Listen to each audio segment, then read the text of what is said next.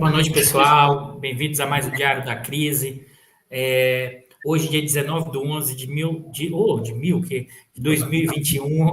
Hoje a gente tem a honra, o prazer de receber de novo aqui o professor Gilberto Bercovitch, professor titular da USP, e hoje ele veio especialmente para discutir esse livro aqui. O professor Bercovitch, junto com José Augusto Fontoura Costa, lançaram esse livro que se chama Nacionalização, Necessidades e Possibilidades. Hoje a gente vai discutir esse livro, então vamos fazer a propaganda do livro. Comprem o livro, divulguem o livro. Um livro muito interessante que a gente vai apresentar aqui para vocês, debatendo a questão da nacionalização, necessidades e possibilidades, olhando a questão do campo do direito e olhando o que está configurado hoje em termos constitucionais, os processos, possibilidades. Boa noite, Gilberto. Obrigado novamente aqui no Diário da Crise. Boa noite, Eduardo. Boa noite, Bicalho. Boa noite a todos os companheiros e companheiras aí do Diário da Crise. É um grande prazer poder voltar aqui. Sempre um prazer poder estar no programa. E ainda mais sendo a propaganda agora, né, do livrinho. O livrinho vermelho, não é isso? Que você ficava... Sim. O livrinho vermelho da nacionalização. Então, é um prazer poder estar aqui debatendo esses temas com vocês. Maravilha. Antes da gente começar, Gilberto, eu vou dando boa noite aqui para o pessoal que está chegando. A gente faz sempre esse... E o Henrique aqui dando boa noite para a gente. O Leimar já deu boa noite, a Cláudia. O Cláudio, que é lá de Sergipe, está sempre aqui com a gente. O Edivaldo, boa noite a todos. A gente vai aqui, enquanto o pessoal vai chegando, né? O Vicente Moreira, lá de Santarém, Pará, está aqui com a gente também. Na sexta-feira, se você pensar, né? Nesse horário, que não é horário trivial, do Rio Grande, né? Cidade de Rio Grande, no Rio Grande do Sul. Um abraço, Alexandre. O Alexandre está aqui também com a gente. O Viajante Intergaláctico está sempre aqui. A gente vai falando um pouco quanto o pessoal está chegando. A Bernadette, que está na região serrana do Rio, diz que não para de chover. O professor Bicalho pediu dilúvio e ele veio. Tá vendo, Bicalho? O dilúvio chegou, Bicalho. Bernadette, que é lá de Petrópolis, está sempre com a gente aqui. O Joaquim Dantas, que é da comunidade Jacarezinho aqui do Rio, sempre presente, toda sexta. O Edivaldo Bercovitch sempre dá uma esperança fundada em bases jurídicas. Pessoal, muito boa, Gilberto, a sua live que você fez no 247 lá com a Tuxo, o pessoal deve ter assistido. É sempre muito, muito importante iniciar esses debates, essas questões fundamentais do processo de reconstrução. E aí, vamos começar, né, Gilberto? Vamos começar, como diz o Bicalho, porque o Bicalho agora tem aparecido pouco, ele fica no back-office, meio de produtor. Ele fala, Dudu, vamos começar os trabalhos, Dudu. Gilberto, conta pra gente acho que esse livro traz e aí você me corrige se eu estiver falando besteira, mas da minha leitura. Esse livro traz uma questão fundamental, que é discutir a questão da nacionalização, além da naturalização do direito de propriedade. Ou seja, a questão da constitucionalidade, da legalidade como eixo fundamental. Eu queria te ouvir, e a gente vai fazendo aqui o passo a passo, porque eu lembro muito, a sua última vez que você esteve aqui foi muito importante, toda a discussão que você trouxe lá atrás sobre a questão da República de Weimar, a questão do direito de propriedade vinculado à questão do direito social, e você trouxe isso para essa discussão, que é a questão da nacionalização e da importância do Estado como garantidor dos direitos soberanos e energéticos da nação. Eu queria te ouvir, o que você poderia me dizer em linhas gerais, depois a gente vai destrinchar capítulo a capítulo para a gente debater isso, mas qual o primeiro ponto que você gostaria de sinalizar como eixo geral do livro, Gilberto? Bom, Eduardo, o eixo geral do livro, a ideia é que o professor Zé Augusto é um grande amigo meu, professor de Direito Internacional, né, lá da Faculdade de Direito da USP, que a gente está conversando, né, e refletindo, é como que se naturaliza o discurso da privatização, né? Então ninguém contesta a privatização. O Estado privatizar é visto com naturalidade, né? Mas ninguém fala, ninguém toca no assunto na verdade, de como a privatização é também um atentado, é uma violação, né, do interesse público e da propriedade de todos, porque, afinal, os bens que são privatizados são bens coletivos, bens públicos, né? São de todos. Isso ninguém leva em consideração. E aí vem a questão, obviamente, do processo de privatização que tinha ocorrido no país, né? E como que seria possível superar isso e tentar retomar o controle estatal sobre os bens públicos estratégicos. Porque o que muito se dizia, e ainda se fala, até de boa fé, enfim, pessoas não têm necessariamente o conhecimento todo, que não pode reestatizar, não pode nacionalizar, porque vamos quebrar os contratos, vamos violar os contratos, vamos ter sanções, vamos ter os marines vão desembarcar aqui no nosso litoral, né? A quinta frota aí, quarta ou quinta frota, não sei qual que é que está do Atlântico Sul, vai desembarcar aqui o porta-aviões e os marines vão desembarcar e nós vamos ser ocupados pelos americanos em retaliação. Não há essa possibilidade. E o que a gente quis fazer, na verdade, foi mostrar que no regime jurídico brasileiro, no regime constitucional de 88, e no nosso ordenamento jurídico, no nível interno, não tem nenhum obstáculo a uma eventual retomada, a uma eventual reestatização ou nacionalização de vários desses setores que foram passados para a iniciativa privada. E no caso também, aí aproveitando a expertise do Zé Augusto, foi também perceber que no direito internacional, né, também não tem obstáculo, não tem uma proibição de nacionalizar, de reestatizar, nada disso.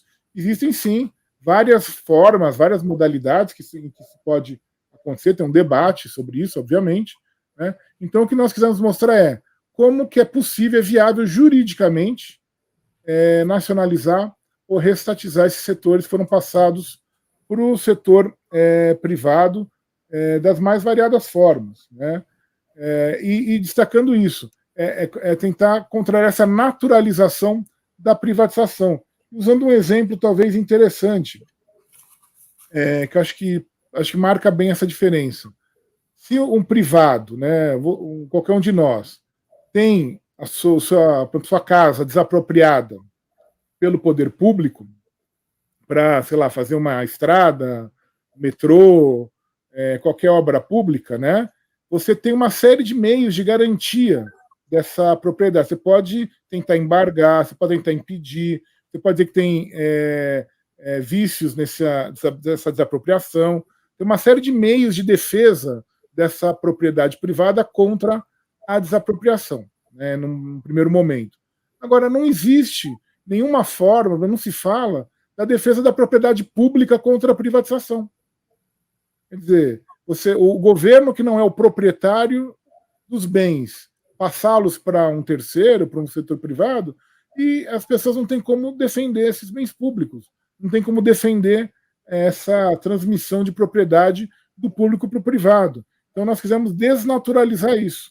Mostrar, olha, isso não é o lógico, não é o correto, pelo contrário. Também tem que ter garantias também para a propriedade pública, para os bens públicos, para o que é patrimônio público, e no sistema jurídico brasileiro não há nenhum problema, nenhum óbice a uma eventual reestatização ou nacionalização. A decisão ela é política, não é jurídica, na verdade. Não tem um podemos também dizer, né, Gilberto, de economia política, né? De política e de economia política.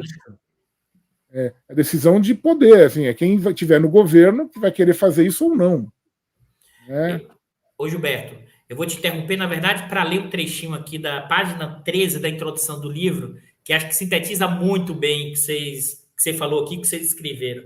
Vocês dizem assim: antes de tudo, a nacionalização é parte normal do funcionamento do direito e enquanto exercício da soberania estatal, não pode ser limitativa legislativamente, embora o possa ser em patamar constitucional. Sua construção normativa depende da extensão que se queira dar ao direito de sujeitos não estatais, inclusive os de entidades controladas pelo Estado.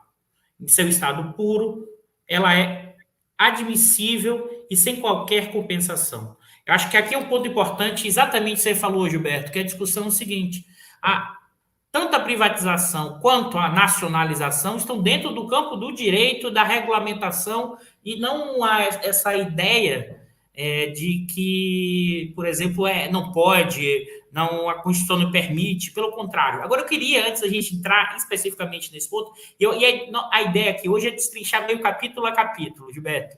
Eu queria te ouvir um pouco nesse sentido, e aí que você desenvolveu a discussão aqui sobre soberania econômica. E aqui, nesse capítulo, você vai evocar uma discussão trazendo o Furtado, a questão do Estado, ao mesmo tempo da soberania econômica. Fala para a gente aí essa discussão que você faz nesse primeiro capítulo, desse debate, juntando, que eu acho muito interessante, elementos de Estado, do direito, da economia e da questão da nação e da nacionalização. Eu acho que o primeiro ponto que tem que ficar claro para todo mundo é assim, a soberania econômica ela é sempre relativa, né? Em que sentido? Cada país vai percebê-la da sua maneira, ao seu modo, né? O debate sobre soberania econômica ele existe, obviamente, por exemplo, nos Estados Unidos, né? Mas ele não tem a mesma dimensão que tem um país como o Brasil, até porque os Estados Unidos têm plena capacidade de tomar suas decisões na esfera econômica, no campo da política econômica, e implementá-las sem nenhum tipo de restrição. O caso do Brasil ou de outros países subdesenvolvidos, né, já é diferente. E aí o Celso Furtado chamava sempre a atenção para isso. O Celso Furtado, quando vai falar do subdesenvolvimento, e vai ter toda a discussão, primeiro, que subdesenvolvimento, isso só estou repetindo só para não perder o argumento, mas enfim, subdesenvolvimento não é uma etapa pela qual necessariamente passaram todos os países desenvolvidos. Na verdade, o subdesenvolvimento e o desenvolvimento eles são duas faces da mesma moeda, um vive do outro. Só existe país desenvolvido porque existe país subdesenvolvido. Não tem um manualzinho de instruções pelo qual todo mundo tem que fazer a lição de casa, e aí, fazendo direitinho, você vai chegar ao paraíso do desenvolvimento. Por quê? Porque são uma série de relações e de estruturas que são condicionadas historicamente, né, e tem todo o impacto político, econômico, jurídico, que o Celso Furtado resume muito bem. O subdesenvolvimento, antes de mais nada, é um fenômeno de dominação. E a questão da soberania econômica é justamente como superar ou tentar minimizar essa dominação. É você ter a autonomia da política econômica, a autonomia de decidir qual vai ser a política econômica que o país vai seguir, independentemente de constrangimentos externos ou outros. O problema do país subdesenvolvido, como o Brasil, é que nós temos não só constrangimentos externos, né, em virtude da nossa posição na economia mundial, no sistema capitalista internacional, mas também temos constrangimentos, inclusive, internos. Muitas vezes a nossa soberania ela é bloqueada por fortes interesses econômicos privados que conseguem, né, se manter, que conseguem ser preservados, mesmo contra o poder, muitas vezes, do próprio Estado. Né? Então, essa discussão da soberania econômica do Brasil é muito mais complexa, não é meramente uma questão de restrição externa, tem também questões internas. Eu dou um exemplo, agora dar um exemplo. A Sônia Draib, o Celso Furtado, o Otávio Ianni, todos eles, quando vão falar do Estado brasileiro, né, o Peter Evans vai falar disso também, vão falar do Estado brasileiro, eles vão falar como o Estado brasileiro, na verdade, ele é heterogêneo e contraditório. Né? Por quê? Porque ele tem uma série de estruturas que foram sendo colocadas, foram sendo estruturadas de acordo com a nossa formação histórica, e que no Brasil teve um ponto central, que é o seguinte: o Brasil, a partir de 30, especialmente, de 30, teve que enfrentar ao mesmo tempo questões de formação de Estado Nacional, da soberania clássica, de estruturação do poder público, os moldes tradicionais, que na Europa foram resolvidas ou discutidas por séculos. Né? Aqui você vai ter que enfrentar determinadas questões de formação de Estado Nacional, ao mesmo tempo em que você vai ter que lidar com a formação de um Estado que é um Estado de capitalismo avançado, que vai tentar industrializar o país, que vai tentar modernizar a economia do país. E essa simultaneidade tem as vantagens, né? O Gerschenkron falava, né, da vantagem do atraso, né? Você pode pular etapas, né?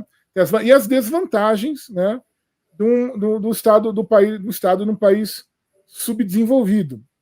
E no caso brasileiro, fica evidente que é um estado que consegue, até pelo menos nos anos 80, industrializar o país. O Brasil completou praticamente a segunda Revolução Industrial, coisa que praticamente nenhum país da América Latina conseguiu fazer, talvez com exceção do México, né? Mas a Argentina não fez, outros não fizeram, o Brasil fez, né? O Brasil conseguia fazer satélite, fabricava de alfinete a satélite, né? Tem toda, a gente se orgulha, né, da tecnologia da Petrobras, de águas profundas, do pré-sal, tudo desenvolvimento tecnológico próprio, e é um país que ao mesmo tempo não consegue desapropriar uma fazenda, e não consegue distribuir terra, e não consegue enfrentar uma série de obstáculos internos mesmo, além dos externos, à afirmação da soberania, a afirmação do poder público sobre os poderes econômicos privados. Gilberto, um ponto que você ressaltou que eu queria reforçar é o quanto essas relações internacionais e a soberania econômica, nesse sentido da dependência do centro da periferia, é que, na verdade, além das questões que vão, como você bem alertou, da vulnerabilidade externa, é que, na verdade, parte do bloco no poder ou das frações burguesas ganham muito dinheiro nessa condição de dependência e se articulam com os interesses. Agora, ao mesmo tempo, que acho que é importante, isso que você falou do início, claro que somos periféricos, mas sempre há possibilidades de mudança e de inserção, ainda mais pensando numa quadra histórica como hoje, entre disputas China e Estados Unidos. Por que eu estou falando isso? Para reforçar aquele argumento que você deu no início. Porque senão, se a gente acha que nunca é possível, dada a nossa condição periférica, a gente não se movimenta. Se eu acho que eu não posso fazer, eu não tento. E se eu não tento, eu fico na mesma posição. E se eu fico na mesma posição, eu fico nessa posição terrível que a gente está. Então, e aí qual é o argumento? Não tem correlação de forças. A correlação de forças são construídas no processo. Eu acho que eu queria reforçar isso que você comentou, porque é fundamental. Porque sim tem uma restrição, sim tem o império das armas, sim tem uma força econômica muito grande do dólar, sim tem pressões internas, mas ao mesmo tempo, se você de antemão já diz que tem a pressão e não tem condições de movimentar, você já de partida não fez o movimento, porque você criou um futuro que ainda não existe, mas determinou o futuro, dizendo que não tem condições nenhuma de avançar. Eu acho que isso é bem importante para reforçar até o que você falou, Gilberto, porque eu acho que esse é talvez um problema hoje que o campo da esquerda esteja encralacada.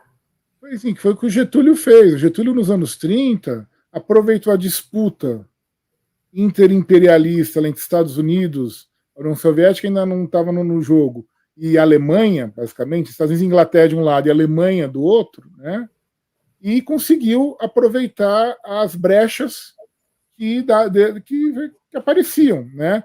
Não é por acaso que o Brasil conseguiu a implementação da indústria pesada, da siderurgia, justamente nesse período, né? Que conseguiu organizar o seu modelo de industrialização a partir dessas disputas, né? Inclusive nacionalizando o subsolo, como foi feito na década de 30, nacionaliza, depois tem a questão da energia elétrica, a nacionalização das águas, a questão depois do petróleo, são todas disputas que o Brasil foi superando e foi conseguindo avançar. O que e avançou tanto que precisou de um golpe militar em 64 com patrocinado, isso não é teoria da conspiração, isso está mais do que documentado, pelos Estados Unidos, para interromper ou tentar conter esse processo de construção de um país economicamente mais soberano aqui no Brasil. O que vai acontecer, o que talvez também dá essa agonia, essa angústia nos tempos atuais, é que nós estamos vendo de novo uma outra disputa geopolítica, né, interimperialista, agora entre Estados Unidos e China, né, e nós estamos sem poder aproveitar as oportunidades. Nós não temos, aparentemente, um estadista que consiga aproveitar essas oportunidades da melhor maneira. Está faltando isso ainda. No atual circunstância, a gente só vê o país tateando, o país andando em círculos, né? Para não dizer retrocedendo. Isso dessa angústia muito forte. E aí as pessoas acabam falando, não, mas não tem jeito, vai ser isso mesmo. Ah, mas para quê? O destino do Brasil é esse. Não. O Brasil lutou o século XX inteiro para não ser a fazenda da Europa nem dos Estados Unidos. Nem a fazenda, nem a mina da Europa ou dos Estados Unidos. E não faz sentido agora, em pleno século XXI, abandonar a perspectiva de tentar achar os caminhos, de tentar achar as possibilidades, para simplesmente se contentar em ser a fazenda ou a mina da China, ou dos Estados Unidos, de novo. Né? Então, quer dizer, isso não faz o menor sentido. E o que a gente tem que mostrar, acho que o campo progressista, principalmente, tem que mostrar, é que existem essas possibilidades. E que essas possibilidades passam justamente pela reconstrução do Estado Nacional. O Estado Nacional brasileiro foi destroçado a partir dos anos 90. Esse era o ponto que eu ia te perguntar, Gilberto. Que é a discussão seguinte: como a partir dos anos, final dos 80, sobretudo nos 90, quais são os elementos que você pode destacar, como você chama no próprio capítulo, o Estado sendo utilizado como instrumento de atuação de desmonte? Ou seja, o Estado continua tendo poder, mas ele vai operar, na verdade, pro mercado e reduzindo a capacidade do próprio Estado atuar como indutor do crescimento e do desenvolvimento. Só um comentário rápido antes de responder, Gilberto.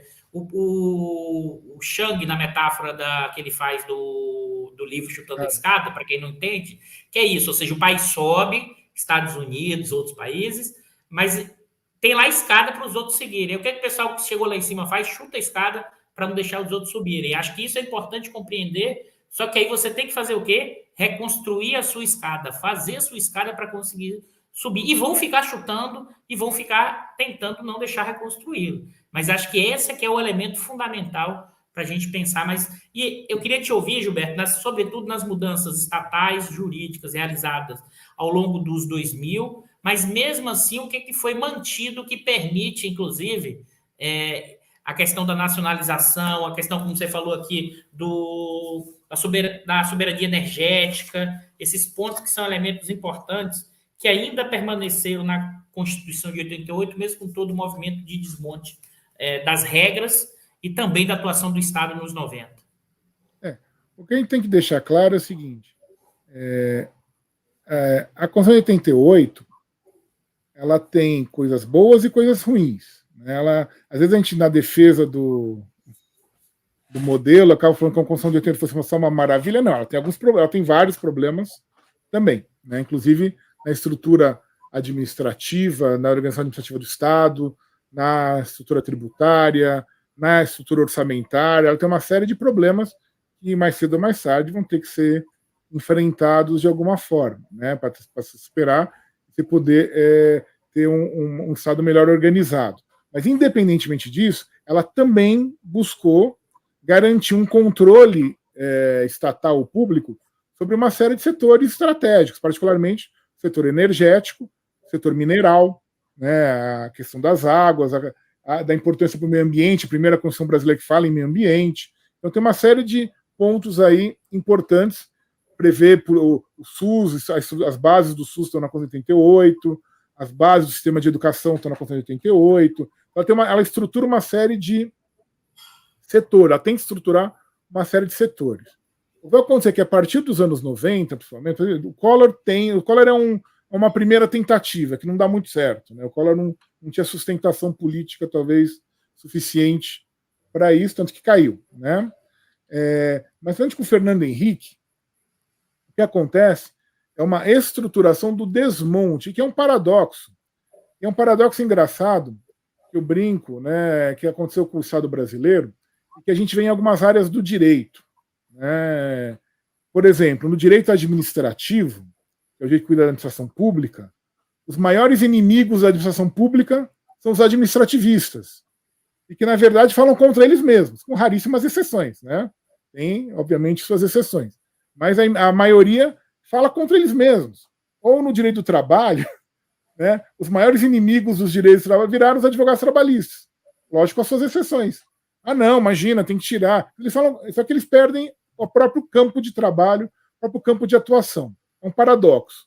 E com o Estado brasileiro foi a mesma coisa. O que acontece? A partir do Fernando Henrique é um processo deliberado de desmonte, seja de privatização propriamente dita. Então vamos privatizar a Vale do Rio Doce, que é talvez o maior crime da história do Brasil, as telecomunicações, parte do setor elétrico, uma série de setores em que o Estado atuava diretamente ou indiretamente, né, vão passar com a desculpa. E o Fernando Henrique faz uma desculpa muito, um discurso muito esperto, que não se revela na prática, mas o discurso é inteligente.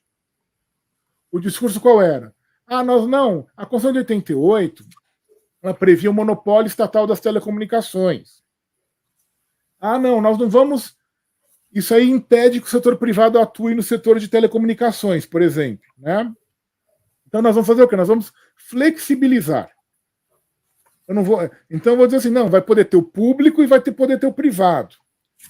No petróleo, não, vamos flexibilizar.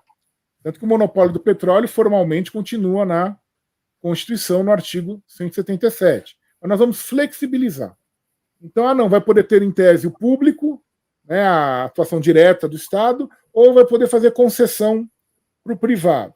Só que isso ele faz no nível constitucional. E no nível infraconstitucional, nas leis novas que ele vai elaborar para regulamentar esses setores que vão ser abertos, entre aspas, para o privado, ele vai praticamente proibir a atuação do Estado. Isso acontece na lei das telecomunicações, por exemplo, em que só pode ter concessão, e mais, eles criam contra a Constituição diz que telecomunicação é um serviço público. Serviço público significa o quê? O serviço de responsabilidade do Estado. Em última análise, o Estado é o responsável pela sua prestação. Então, ele pode até conceder para o privado, mas ele não deixa de ser responsável e ele é o titular, ele é o dono do serviço. Não é do privado, é do Estado. O privado atua em nome do Estado. Pois bem, nas telecomunicações, por exemplo, a lei das telecomunicações do Fernando Henrique, que é de 97, simplesmente vai se criar serviços privados de telecomunicação, sem autorização da Constituição. Por exemplo, a telefonia celular. Por quê? Porque eles não queriam fazer licitação, não queriam fazer concorrência para outorgar as concessões. O serviço privado é uma mera autorização, e aí você dá para quem você quiser. Né? Você não precisa ter nenhum tipo de controle maior. Eles criaram, contra a Constituição, serviços privados de telefonia, por exemplo. Vamos fazer isso no setor elétrico. E no caso do petróleo, também. A lei do petróleo do Fernando Henrique, que é de 97, ela vai contra o que está escrito na Constituição. A Constituição diz, é monopólio da União. E a União pode atuar diretamente, que é a Petrobras, ou por meio de concessão. A lei do petróleo praticamente exclui a Petrobras como empresa pública, como empresa estatal, da atuação no setor de petróleo e gás. Ela é uma lei contra a Petrobras. É que não tinha como excluir de tudo. Então ela acaba falando, o que a Petrobras já atua vai ficar. Mas ela praticamente obriga a conceder. Quando pela Constituição o Estado poderia atuar diretamente, sem fazer concessão, ou fazer concessão, de acordo com a sua opção. Né? Então o discurso dele é muito esperto. Eu vou fazer o discurso da opção, mas a prática não. A prática é tudo para o setor privado. E não é só isso, eles vão perdendo também, vão destruindo, dentro do próprio Estado, os mecanismos de planejamento, de estruturação. O Bicalho sabe isso melhor que ninguém. Vou dar um exemplo aqui do setor elétrico. A CESP, né, que é a Companhia Energética de São Paulo, nos anos 70, nos anos 80, tinha todo um setor, tinha um setor jurídico, setor, obviamente, econômico, setor de técnicos, que faziam o quê? Que organizavam como que estava sendo prestado o serviço, né, da geração, da distribuição, enfim, da energia elétrica. E discutiam, obviamente, uma concessão federal, porque a energia elétrica sempre foi federal, né, desde 1930, é uma concessão federal. Se discutia com o Ministério de Minas e Energia, você tinha planejamento, você tinha engenheiro próprio, você tinha advogado próprio. Isso, a partir dos anos 90, começa a ser terceirizado. Você vai aposentando as pessoas que eram funcionários de carreira, da estatal e começa a fazer o quê? Contratar consultorias jurídicas e econômicas. E aí você vai terceirizando o serviço, você vai piorando, você vai fazendo com que não haja mais planejamento, não haja mais continuidade, não haja mais fiscalização. E você começa a legitimar que o Estado saia daqueles setores. O Estado atue fora, deixe de atuar naqueles setores que até então atuava. E isso é o decorrer da década de 90 inteira, é um desmonte generalizado. O Estado vai perdendo os instrumentos de atuação. Quando o Fernando Henrique privatiza a Vale do Rio Doce, em 97, o que ele fez? Ele acabou, ele destruiu a política de mineração do Brasil. A Vale do Rio Doce tinha um mapa geológico inteiro do país. A Vale do Rio Doce era na verdade, uma verdadeira agência de desenvolvimento regional. Ela passou a ser o quê? Ela foi vendida a preço de banana, né? E passou a ser o quê? Uma empresa privada que quer gerar o máximo de lucro possível. Ela virou quase que um banco, uma financeira, só que é para gerar dividendo. Ela serve para extrair ferro e mandar para fora. E aí tudo é custo. Sendo tudo custo, não tem mais nenhum tipo de manutenção ou de fiscalização, por exemplo, de barragens. E aí se explica os dois maiores desastres ambientais da história do Brasil, que aconteceram nos últimos anos, graças a essa política de desmonte da Vale do Rio Doce, que na sua origem vem da privatização. Quando a Vale era estatal, isso não acontecia. Ela tinha certas obrigações e certas responsabilidades, enquanto, inclusive, órgão do Estado. É a mesma coisa, esse modelo eles vão tentar com a Petrobras, né? Vão inventar a Petrobrax lá nos anos 90, que não vai colar, não vai dar certo, né? E a Petrobras vai passar por tempos difíceis, mas ela vai conseguir se segurar. A Eletrobras chegou a entrar na lista da privatização. Quando vem o Lula, ele retira a Eletrobras. Oi. Não, a greve dos petroleiros nos anos 90 teve um papel fundamental. A greve dos petroleiros foi derrotada, e aí foi meio a greve dos carvoeiros lá da Thatcher. Mas aqui eles não conseguiram estatizar, né? Porque essa era a tentativa de dar as reações, vamos dizer assim, de parte da sociedade segurou alguns avanços que foram feitos gigantescamente em outros países, né? Foi, mas a greve dos petroleiros ela impediu a privatização da Petrobras, talvez, mas ela fez com que fosse aprovada a emenda que quebrou o monopólio da Petrobras. Ela facilitou isso. Moço, eu posso passar por cima de vocês.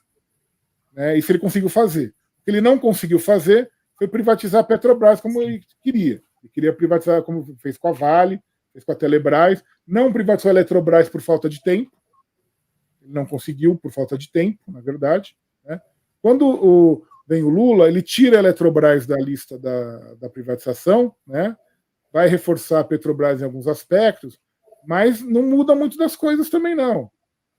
Muitas dessas medidas foram mantidas. Por exemplo, o Lula não restatizou a Vale, tinha todas as condições para fazer isso. Deveria ter feito isso. Aí ficava brigando lá com a Anhele para fazer siderúrgica, né? A Vale tem que fazer siderúrgica. E aí saía no jornal, isso é uma intervenção do governo na Vale. Não era. Na verdade, o Lula estava agindo como o acionista, que era o principal, na verdade, era o que tinha maior. O governo federal ainda era o principal acionista da Vale, né, embora tivesse vendido o controle, né, mas ainda era o que tinha mais ações. O outro era o Bradesco, eles tinham um acordo de acionistas, né, por isso que o Agnelli era o presidente da Vale, era indicado pelo Bradesco. Na verdade, era uma tentativa de pressionar a empresa a fazer alguma política que ele queria, que não deu certo. Ele não conseguiu. Isso aí foi se perdendo, isso o Brasil degradou tanto, que depois com o Temer e com o Bolsonaro, o controle da Vale ele foi pulverizado. Hoje, a União não é mais o principal acionista da Vale. Esse controle foi pulverizado. Eles venderam as ações no governo Temer de maneira escondida, ninguém falou nada. No governo Bolsonaro, o BNDES se livrou de uma série de participações estatais também de empresas que tinha, como a Vale. Petrobras se livrou de participações na Petrobras também.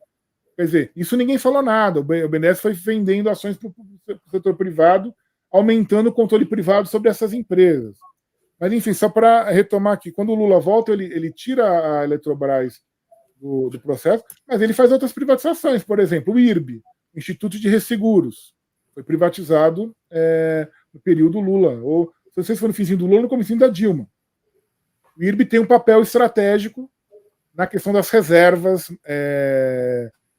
monetárias, enfim, tem que as pessoas é um dinheiro que ninguém vê, né?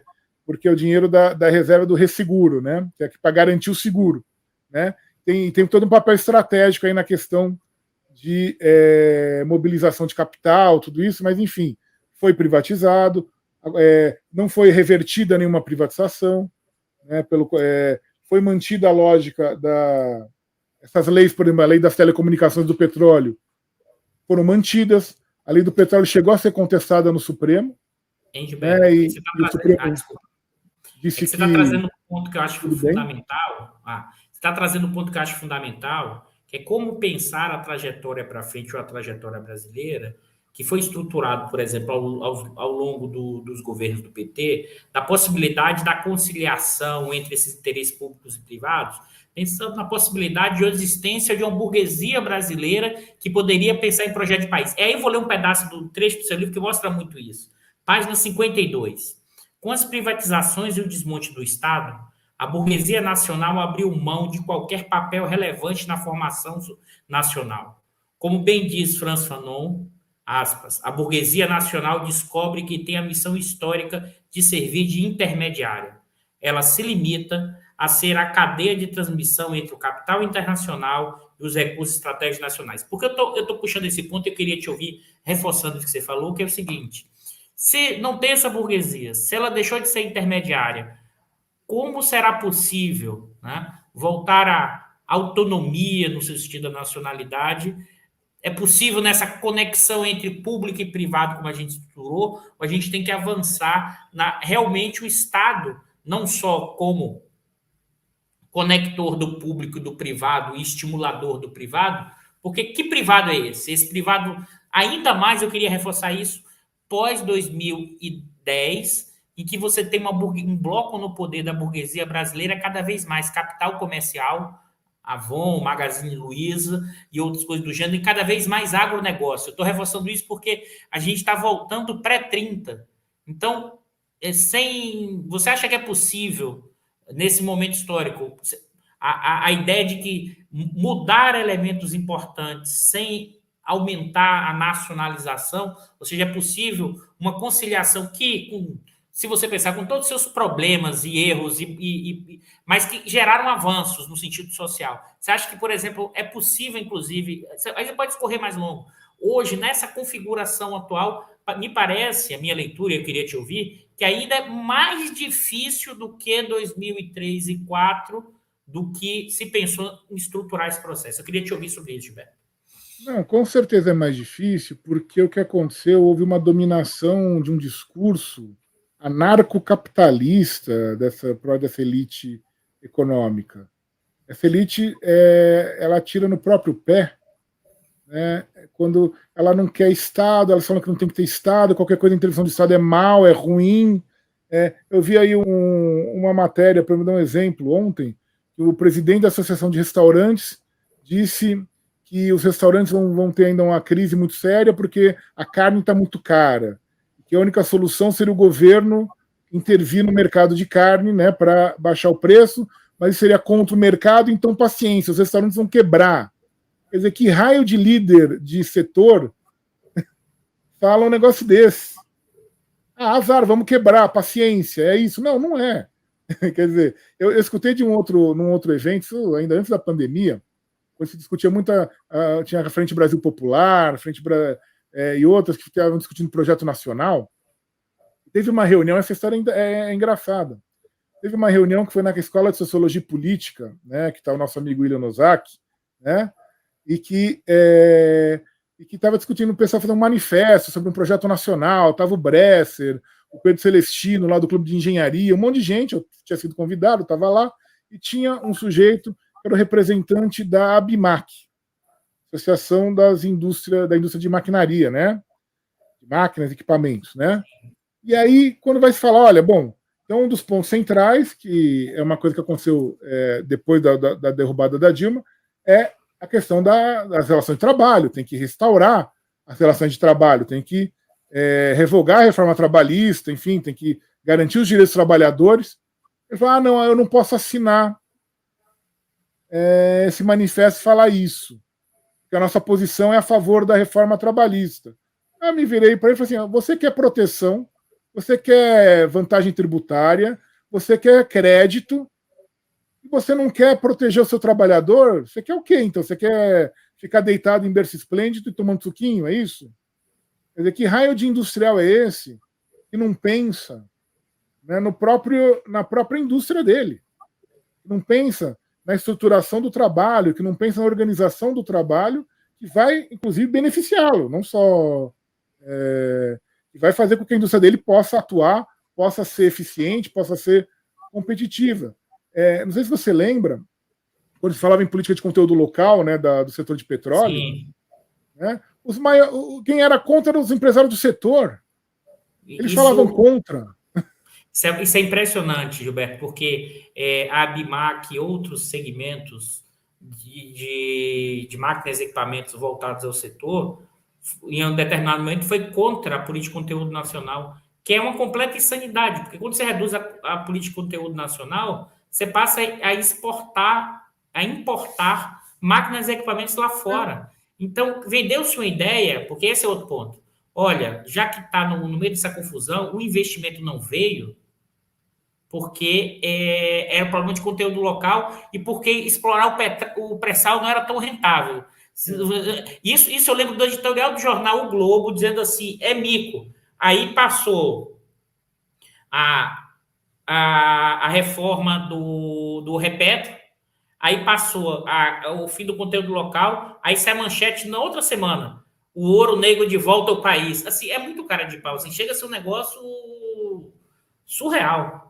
Não, o sujeito fala contra ele mesmo, quer dizer, e a Petrobras, na história dela, nos anos 50, a Abdib aí, que hoje é uma sombra do que foi, que é a Associação Brasileira de Indústria da Infraestrutura, ela surgiu por causa da Petrobras. Eram os fornecedores da Petrobras para a construção das refinarias, para a política de exploração, enfim, dos fornecedores nacionais da Petrobras. Quer dizer, o ponto todo, e aí acho que você falou a questão da burguesia nacional. Não tenhamos ilusão em relação à chamada dita burguesia nacional. Se a gente for ficar esperando os empresários nacionais, se é que isso existe, né, a gente não vai para lugar nenhum. O Getúlio tentou patrociná-los, nunca vieram. E, aliás, depois ajudaram a derrubá-lo. O Juscelino ficou esperando, eles nunca apareceram. O João Goulart tentou, também ficou esperando e ajudaram a derrubá-lo. Os militares ficaram fazendo tudo o que eles queriam e não apareceram também. O Fernando Henrique ficou também fazendo o que eles queriam, nunca deram as caras. O Lula e a Dilma ajudaram a derrubar a Dilma, inclusive.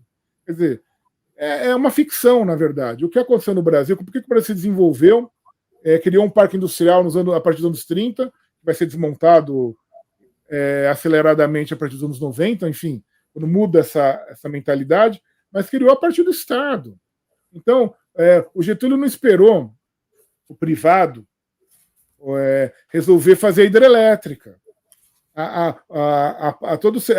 Não esperou o privado resolver explorar petróleo. Não resolveu fazer a indústria de importar os equipamentos para fazer a estrada, enfim. O Estado teve que fazer isso. E o caso da siderurgia, aliás, ele é emblemático. Eu tive a oportunidade de estudar isso um pouco mais a fundo. O caso da siderurgia é muito interessante. Por quê? Porque no Brasil se fala em grande siderurgia desde o início do século XX, né? Desde que se confirma que tem as reservas de ferro, né, em Minas Gerais, né, na região de Itabira, né? E se faz por causa da Primeira Guerra, enfim, se chama atenção para a questão da siderurgia.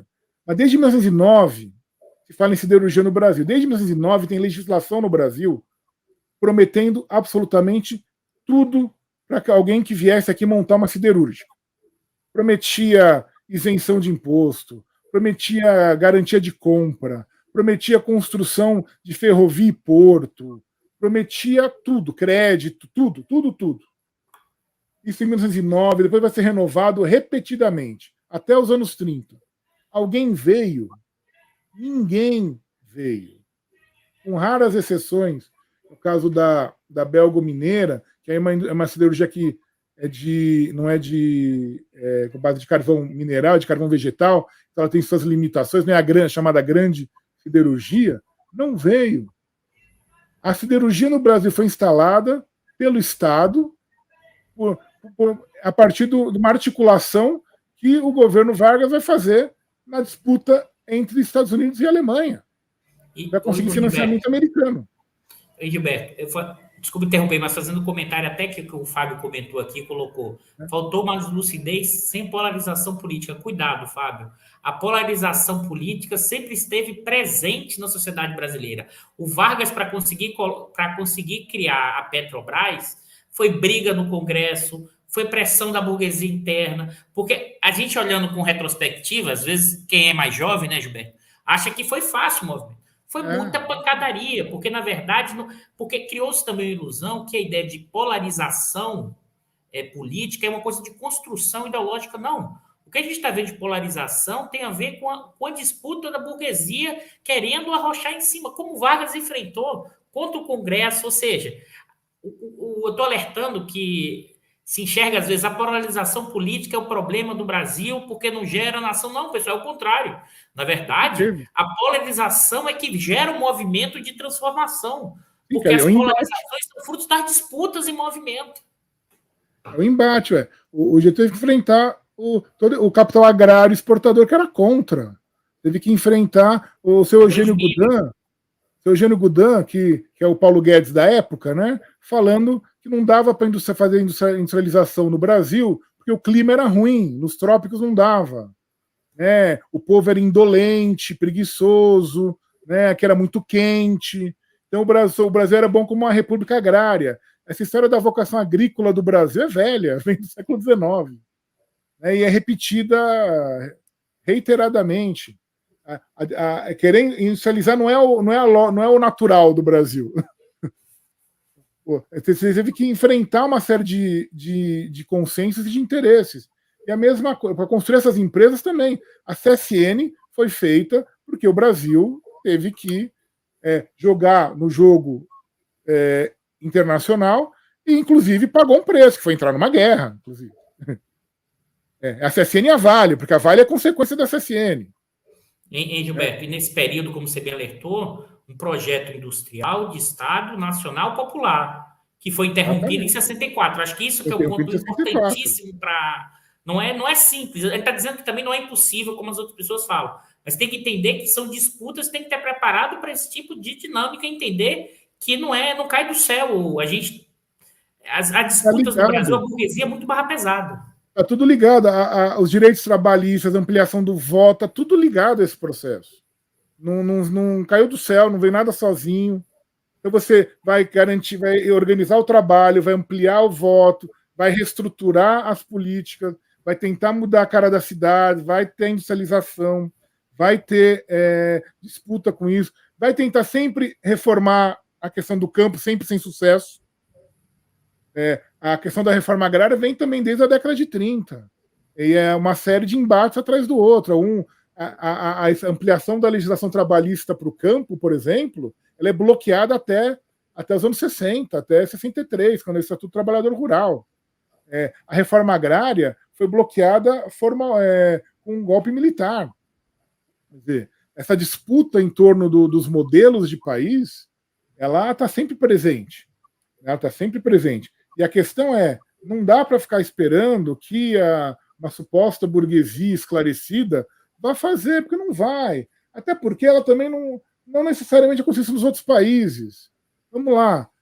Lógico, nos Estados Unidos, por exemplo, tem um papel aí de uma série de setores ou de indivíduos, mas tem muito de atuação estatal. Aliás, desde o Alexander Hamilton.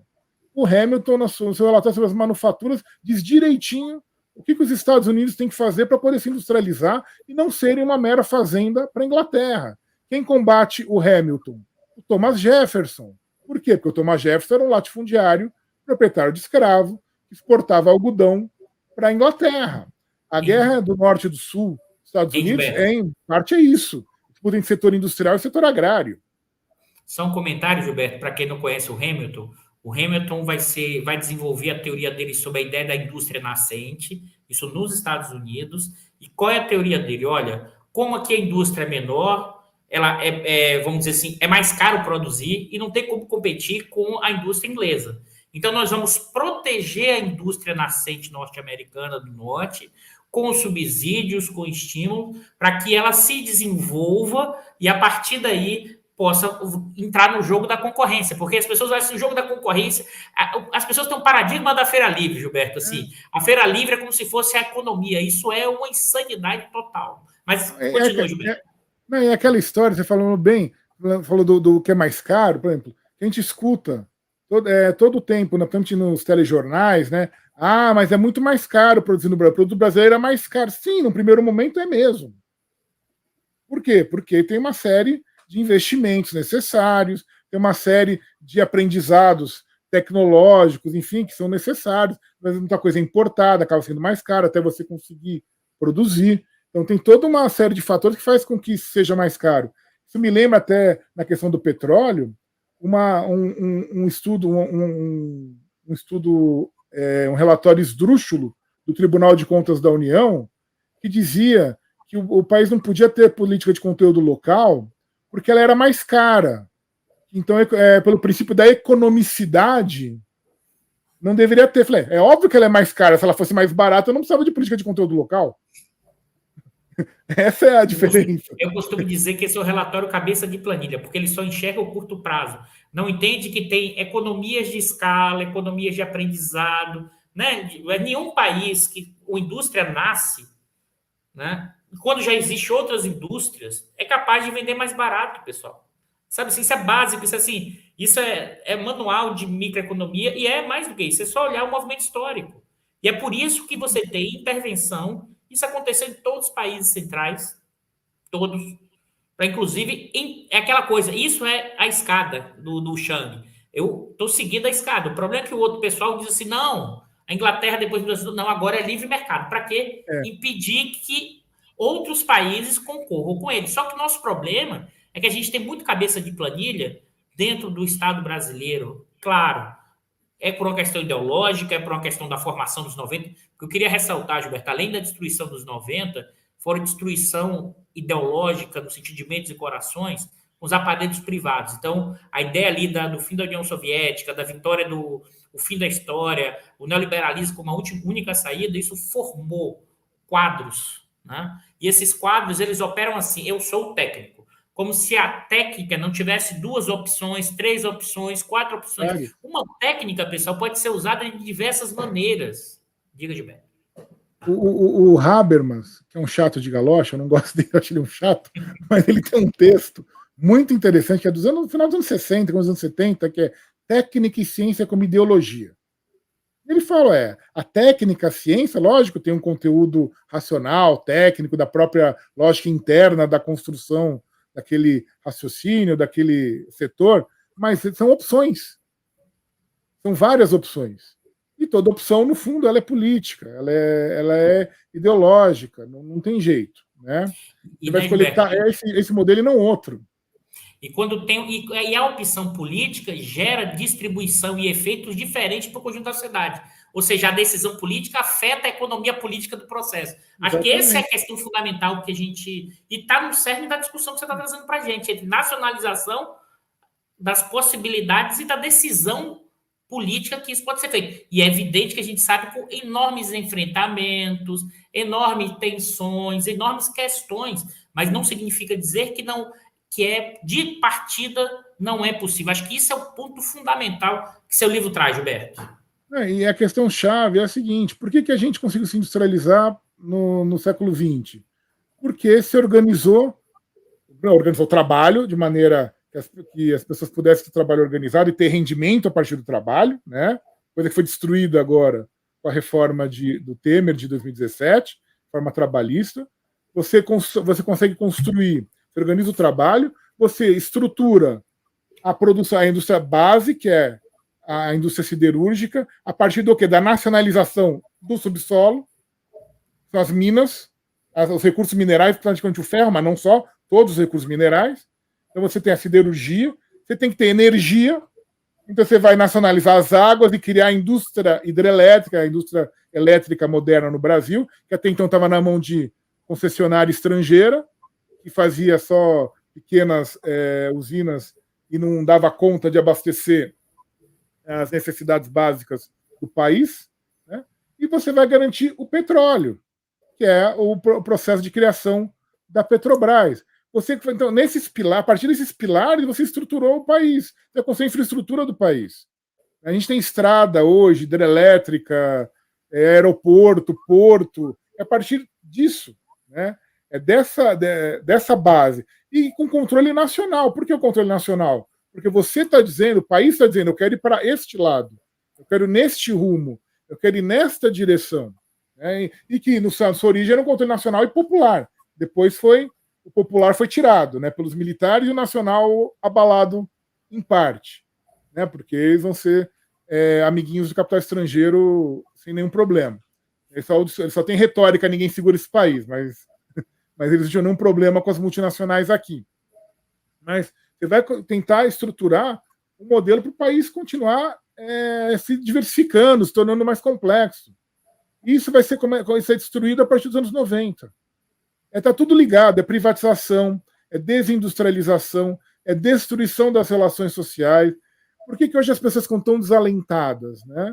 Elas não veem futuro no país, elas não veem perspectiva no país. Aquela ideia que nós temos um destino em comum, né? Temos um futuro, um destino em comum, ela foi destroçada, ela foi destruída. O atual desastre que ocupa a presidência é só um dos elementos, mas não é ele, na verdade, o ponto. Ele é uma consequência, ele é um elemento. Mas isso vem de antes, vem de toda essa desestruturação que foi feita a partir de políticas daqui de dentro, associadas, né, obviamente, a interesses externos, que uma hora falaram, agora a gente consegue, a gente vai conseguir reverter tudo que a gente perdeu. É setor agrário exportador, é setor financeiro, é setor vinculado a capital estrangeiro, enfim. E hoje aí fica esse dilema, não tem empresário nacional. Não tem mesmo. Antes já tinha pouco, agora tem menos ainda. Mas não é porque não tem que você não pode fazer. Aliás, vamos lá, para usar o exemplo, né, na Coreia ou na China, né, foi feito querendo o empresariado nacional. Bom, na China não tem empresariado nacional, mas é tudo Estado. Mas no caso da Coreia, né, o pessoal brinca, a industrialização da Coreia, né? Uma vez estava num debate, eu até brinquei, mas o General Park é fácil, né? O General Park, que foi o responsável pela industrialização da Coreia, na verdade foi um projeto de cima para baixo, em que ele obrigou o setor empresarial da Coreia a aderir à industrialização, não teve conversa, né? Gilberto, e obrigou literalmente, porque os empresários desfilaram em praça pública com os dizeres da nação para se conectarem com o projeto. Acho que isso é bem importante para entender o tamanho da dificuldade, mas eu queria, antes da gente entrar na discussão de como retomar isso, como pensar nos instrumentos hoje de possibilidade de nacionalização, você trouxe o ponto aqui que você falou, que é a ligação externa. Se o governo brasileiro, que acho que é o ponto, que é o capítulo, essa discussão do direito internacional, qual seria por exemplo, vamos reestatizar o que foi privatizado nos últimos tempos. Quais seriam os instrumentos jurídicos? Claro que você tem pressão econômica, claro que você tem pressões outras, mas eu queria reforçar assim, no direito internacional existe algum instrumento, e eu não estou descartando que os instrumentos políticos e econômicos, os bloqueios, são fortes e podem afetar, dado que é os Estados Unidos. Né, Gilberto? A gente não está descartando isso. A gente está dizendo que é fácil, que é mole, que dá para fazer, que é simples. A gente está dizendo que dá para fazer, mas sabendo que tem todos os impactos. Mas eu queria, no âmbito de direito internacional, quais seriam os instrumentos, né, jurídicos de contenção desse tipo de possibilidade? Porque eu estou lembrando aqui, no caso dos anos 2000, a nacionalização do gás na Bolívia, por exemplo. O que aconteceu? Tem o caso do gás da Bolívia e tem o caso, por exemplo, da YPF na Argentina. Tá? Estatal petroleira da Argentina. Vamos dar o exemplo da Argentina, que é até mais fácil. A YPF foi a primeira estatal de petróleo do mundo. Foi criada em 1924 pelo general Moscone, antes da Companhia Francesa de Petróleo, que é de 28, né? E ela foi estatal até o senhor Menem, né? O Menem privatizou a YPF. A Cristina Kirchner resolveu reestatizá-la.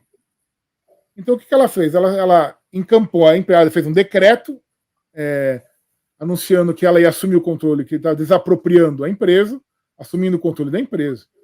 A controladora da YPF era a Repsol, que é uma multinacional espanhola, né? E fez, obviamente, o quê? O que toda multinacional faz, o escarcéu, né? Gritou, berrou, a Argentina, um país que não respeita os contratos, que viola o direito de propriedade, um país pirata, um país que não pode ter investimento, a União Europeia fará sanções contra a Argentina, a Espanha mandará a invencível armada contra a Argentina, vamos invadir a Argentina e buscar o que é nosso, né? Isso é todo escândalo. A Cristina Kirchner simplesmente se virou e falou, eu estou desapropriando, eu acho que vale tanto. A Repsol, não, eu acho que vale não sei quanto. Falou, chegaram, negociaram por alguns meses, chegaram num acordo. E a YPF foi sem nenhum grande problema, não aconteceu absolutamente nada, não teve nenhum bloqueio naval à Argentina, não teve nenhuma fuga maciça de capitais, até porque, vamos lá, todos os investidores, enfim, eles precisam daqui para ganhar também, né? Eles não vão fugir do dia para a noite. Eles têm que garantir o deles. E no caso da Repsol, ela sabia muito bem que ela tinha que fazer o escândalo para tentar ganhar o máximo possível do valor que ela achava que devia pela empresa, que ela já tinha ganho bastante, aliás, explorando a empresa. O que a gente tem que entender é que vai ter choradeira, vai. Os jornais, a televisão vai dizer que o Brasil vai virar o páreo universal, que a quarta frota, a quinta frota, sei lá, vai desembarcar aqui e tudo mais. Não vai acontecer nada disso. O que vai acontecer? Você tem várias maneiras de fazer isso. Né? Você pode desapropriar, você pode comprar ações, no caso de uma estatal, com a Petrobras, você pode recomprar as ações, pode mandar fechar o capital, né? Decidir que vai fechar o capital da empresa, que aliás deveria ser feito. Né? A empresa estatal não tem que ter ação em bolsa, mas a gente volta a isso depois. Né? Você tem várias formas. E você pode ter as mais variadas reações. É como uma desapropriação. Se o governo desapropria um terreno seu, ele vai depositar uma quantia. Você pode concordar ou não com aquela quantia. E você vai negociar e vai discutir, na pior das hipóteses, vai discutir no judiciário. E aí, sinceramente, eu até acho que seja bom que eles discutam, que eles reclamem, no caso brasileiro, porque a gente vai poder dizer por quanto eles compraram. E foram todos preços abaixo de mercado. Vamos ver se realmente a refinaria lá Landulfo Alves, que eles compraram abaixo de mercado, né? O fundo comprou preço muito abaixo de mercado, que ele vai querer. Compraram por 1,6, a gente no INEP estimou 3 bilhões, e depois descobriu-se o TCU que o primeiro relatório da Petrobras era 3 bilhões também. Ou seja, então vamos ver se eles vão querer 1,6 de votos, vão ficar exigindo 5. É bom, quer contestar? Contesta, só que eu só pago 1,6. Né? Até porque esse processo que aconteceu no Brasil... Gilberto, imagina o seguinte, hein? Só um comentário rápido. Imagina o seguinte, esse valor estimado de 1,6, quando o preço dos derivados estava lá embaixo. Agora, com esse preço lá em cima, imagine o fluxo de caixa livre esperado da refinaria. Esse dinheiro vai ser pago muito rápido pelo próprio negócio. Já está tudo amortizado, eles não vão investir nada. Aliás, como ninguém investiu nada. Eles compraram, o exemplo do setor elétrico no Brasil é escancarado. Eles compraram as distribuidoras, algumas hidrelétricas, geradores, enfim, não botaram um tostão. Já estava tudo amortizado. Simplesmente é uma máquina de fazer dinheiro. Eles só estão extraindo. Eles não botaram nada. Aliás, no caso de distribuidora de energia elétrica, todos nós somos vítimas disso, né? A primeira coisa que eles fazem é mandar todo mundo embora. Eu não tenho mais equipe para fazer ligação elétrica, para fazer manutenção, para fazer nada. Eles só querem extrair, né? Porque já a estrutura já está montada. Lógico, você tem que manter a estrutura, você tem que renovar, modernizar, mas o grosso já está feito. O Estado fez isso, né? É a mesma coisa. Na refinaria já está feita, eles não vão fazer nada com a refinaria, não vão modernizar, não fazer nada de novo na refinaria. Vão usar aquilo para extrair o máximo possível, comprado a preço de banana. Isso é um tema que eu e o professor Zé Augusto fizemos um artigo em 2015, a gente dizia, quando começou essa política de venda de ativos da Petrobras a preço de banana, que isso era uma espécie de receptação. Porque estava se vendendo um bem que não era do governo, um bem público, né? Bem que não era dele, estava sendo vendido a preço abaixo do mercado, e quem comprou sabe muito bem que comprou abaixo do mercado. Então o fundo Mubdala, sei lá, comprou a refinaria, ele sabe que comprou abaixo do mercado. A antiga Statoil, o atual Equinor, sabe que comprou Carcará abaixo do preço de mercado. Os canadenses que compraram agora a refinaria de xisto lá da Petrobras do Paraná sabem que estão ganhando de graça a refinaria. 33 milhões de dólares. Tem terreno em São Paulo que custa mais do que isso. Quer dizer, então eles sabem disso. Então, sinceramente, se um dia isso chegar a ser concretizado, de serem retomados esses bens, eu recomendaria como advogado, aceito o que o governo está oferecendo. Vocês vão sair ganhando. É melhor do que resolver contestar. Resolver contestar, vamos contestar então. Por quanto vocês pagaram? Por que pagou? Quem que levou vantagem nisso? Por que levou essa vantagem? Né? Então, isso tem que ficar muito claro. Eu vou dar um outro exemplo aqui que é muito esdrúxulo também, que foi a venda da NTS, que é a nova distribuidora do Sudeste, que, na verdade, são os dutos de gás. Tá? Pra você ter ideia, a gente fez também esse cálculo, é um negócio impressionante, Roberto. Isso foi vendido para a empresa que agora me esqueceu, um fundo canadense. É o fundo de investimento canadense, que não me lembro agora, é a Brookfield. Brookfield, Qual é o ponto que eu acho aqui que eu vou chamar a atenção? Foi vendido o duto. Quem é que aluga o duto depois? A Petrobras. Só a Petrobras. Mas sabe o que é o pior de tudo, Gilberto?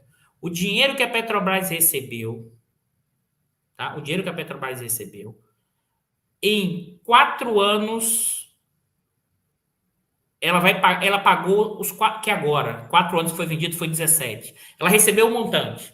Então, em 4 anos, ela vai voltar todo o dinheiro para a Brookfield do aluguel dos dutos. A partir desse ano, a Petrobras já passa a pagar o duto e todo o dinheiro que ela recebeu, ela pagou pelo aluguel.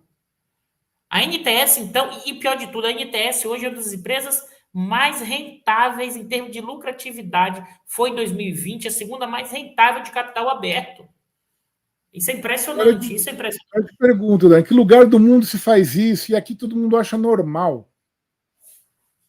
A grande vai falar que isso é normal. Não, isso não é um mercado. Isso é uma negociata, é outra coisa. Isso não se você isso não está de acordo com os padrões mínimos da organização de qualquer lugar, organização econômica de qualquer lugar. Eu queria te ouvir, Gilberto, porque na Constituição diz que a Petrobras, para ser vendida determinados ativos, tinha que ser via Constituição. E eles inventaram a história da subsidiária, sendo que a RLAM, até hoje, depois da venda, ainda não tinha configurado como subsidiária. Você acredita nisso? Isso é o quê? É o puxadinho? Você quebrou a Constituição, o Supremo mandou para o espaço a Constituição? O que é isso? Porque eu queria te ouvir, porque o que eu acho? Qual é o ponto que eu acho? O Supremo virou, hoje no campo econômico, a própria Constituição, porque não há interpretação, eles criaram agora uma nova Constituição. Eu estou exagerando ou estou falando besteira? Se me corrige. Não, você não está, infelizmente, você não está exagerando. Né? O Supremo e Constituição são contradições em termos. Porque, infelizmente, o Supremo, e não é só o caso das subsidiárias, em várias situações, decidiu contra a Constituição. Antes de eu falar da subsidiária, eu falo de outro exemplo. O caso da lei do petróleo do Fernando Henrique. Foi uma ação na época do governo Lula, no comecinho do governo Lula, que o Requião promoveu no Supremo quando era governador do Paraná. A Constituição diz expressamente que o petróleo é bem da União. Está lá no artigo 20, e que o petróleo é monopólio, artigo 177, ele continua sendo monopólio da União. Mesmo com a emenda, ele continua sendo monopólio da União. Pois bem, vem a lei do petróleo de 97, que cria lá o regime de concessão, que é um regime absolutamente arcaico de exploração de petróleo, de contrato de petróleo, e diz que a propriedade do produto da lavra é do concessionário.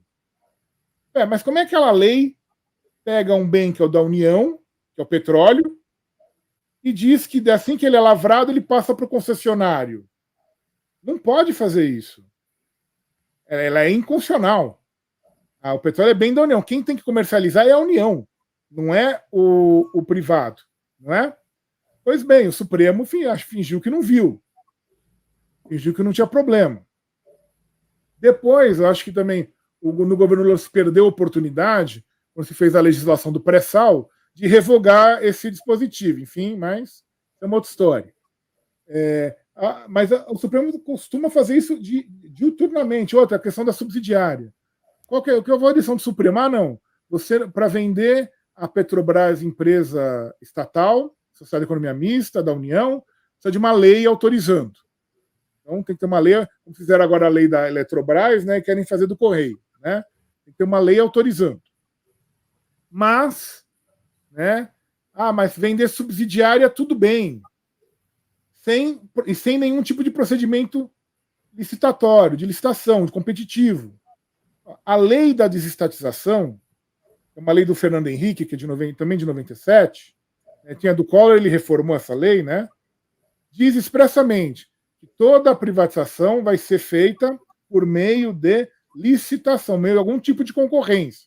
Tudo bem que eram concorrências meio arranjadas, né? Meio fajutas, mas pro forma eram concorrência. Até tem a história, não sei se todo mundo lembra, dos grampos lá do BNDES, do Fernando Henrique com o Mendonça de Barros, acertando consórcio para ver quem ia ficar com a Telebrás. Quer dizer, era uma licitação arranjada, mas eles tinham que fazer uma licitação. Né? Tinha que, pelo menos, pro forma, dizer que tinha algum tipo de concorrência. A partir dessa decisão suprema, falou, não precisa. Quer dizer, viola a lei, viola o que está na Constituição. Mais do que isso, eles patrocinaram uma fraude. Por que uma fraude? O que é uma subsidiária? Uma subsidiária é uma empresa criada a partir da empresa mãe, né, da holding. Né? Então, o que eles permitem agora? Que a Petrobras, ou qualquer outra, enfim, criem subsidiárias e vai se vendendo pedaços dela sem nenhum tipo de controle. E, na verdade, só fica a casca. Então vai ficar lá o prédio da Petrobras, talvez, só como último ativo que sobre. Né? Então, não, a Petrobras não foi privatizada, tá aqui, ela ainda existe pro forma, né? E você vai esvaziando e vai destruindo a empresa por dentro, vai comer, é que nem cupim, né? Vai comendo por dentro. Isso é uma fraude, é notoriamente uma fraude. É uma fraude à Constituição e uma fraude à lei. E o Supremo legitima isso, mas o Supremo legitima aqui para nós, porque o Supremo tem um problema atávico. O Supremo as pessoas esquecem, as pessoas acham que é um tribunal. Não é um tribunal político. É um tribunal que faz o que geralmente o governo de plantão quer que ele faça. Então o governo queria privatizar. Então o Supremo decidiu a favor da privatização. Se o governo quisesse estatizar, talvez a decisão fosse outra. É lógico que tem gente ali que está ligado a setores do capital que são contra ideologicamente, né, o Estado Nacional, os direitos, enfim. Mas na lógica cada vez mais, inclusive, né? Cada vez mais recentemente. Cada vez mais, mas na lógica de funcionamento do Supremo é meio de agradar o governo de plantão. No caso, aliás, desses ministros são ligados a setores aí do capital, eu dou um exemplo que é esdrúxulo, né? Que é o caso de ministro do Supremo, particularmente o atual presidente, mas não só, e em banco, em corretora, né? Fazer live. Mercado, falar, não, podem ficar tranquilos, que eu vou lá e eu vou garantir a pauta liberal. Eu vou garantir a pauta que vocês querem. Né? Eu mato no peito, né, como ele faz. Né? Eu vou fazer isso. Desculpa, se fosse nos Estados Unidos, a pátria do liberalismo, né, o grande exemplo, esse cara não estava só deposto, ele estava preso. Porque é inadmissível um juiz prometer que vai patrocinar interesses de um determinado grupo, uma determinada facção. Ele é juiz. Não, ele fala, não, eu tô aqui, eu sou representante de vocês, eu garanto para vocês. Gilberto, eu não vou deixar de contar essa anedota, não é anedota, né? Está escrito lá no livro, não sei se você leu, Os 12. Você leu esse livro, Os 12, do... Dos 11, Eu não vou citar o nome, mas esse é o mesmo que ficou chorando com o pessoal do vôlei de praia dele, que ele não votou contra o voto de segunda instância. Então ele ficou muito triste.